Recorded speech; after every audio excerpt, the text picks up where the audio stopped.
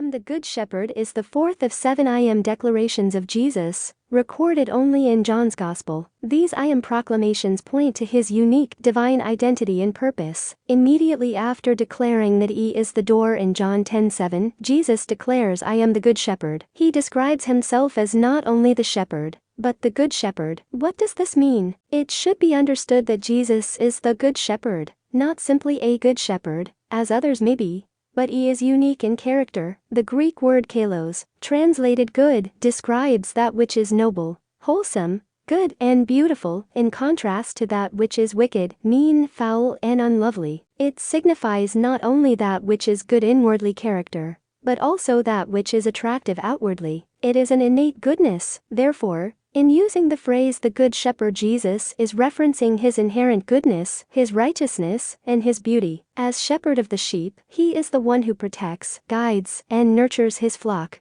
As he did in declaring that he is the door of the sheep in John 10:7, Jesus is making a contrast between himself and the religious leaders, the Pharisees, in John 10:12-13. He compares them to a hireling or hired hand who doesn't really care about the sheep. In John 10:9, Jesus speaks of thieves and robbers who sought to enter the sheepfold stealthily. In that passage, the Jewish leaders are contrasted with Christ, who is the door. Here, the hireling is contrasted with the true or faithful shepherd, who willingly gives up his life for the sheep. He who is a hireling works for wages, which are his main consideration. His concern is not for the sheep but for himself. Interestingly enough, the shepherds of ancient times were not usually the owners of the flock. Nevertheless, they were expected to exercise the same care and concern the owners would. This was characteristic of a true shepherd. However, some of the hirelings thought only of themselves. As a result, when a wolf appeared, the most common threat to sheep in that day,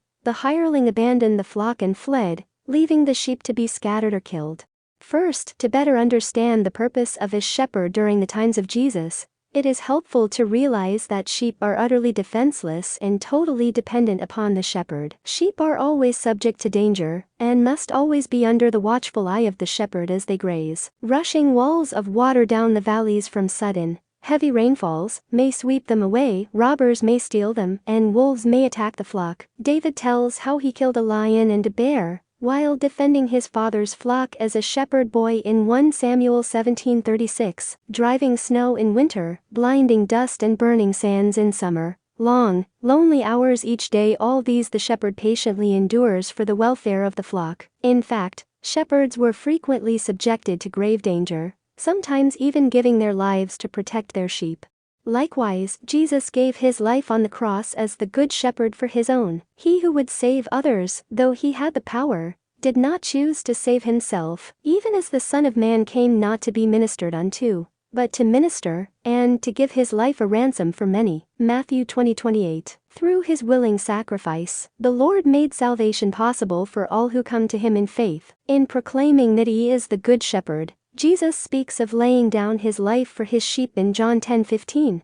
Jesus' death was divinely appointed. It is only through him that we receive salvation. I am the Good Shepherd, and know my sheep, and am known of mine. John 10:14. Furthermore, Jesus makes it clear that it wasn't just for the Jews that he laid down his life, but also for the other sheep I have, which are not of this fold. Them also I must bring, and they shall hear my voice, and there shall be one fold, and one shepherd. John 10:16. The other sheep clearly refers to the Gentiles. As a result, Jesus is the Good Shepherd over all, both Jew and Gentile, who come to believe upon him. For God so loved the world, that he gave his only begotten Son, that whosoever believeth in him should not perish, but have everlasting life. John 3:16. Believe in him today.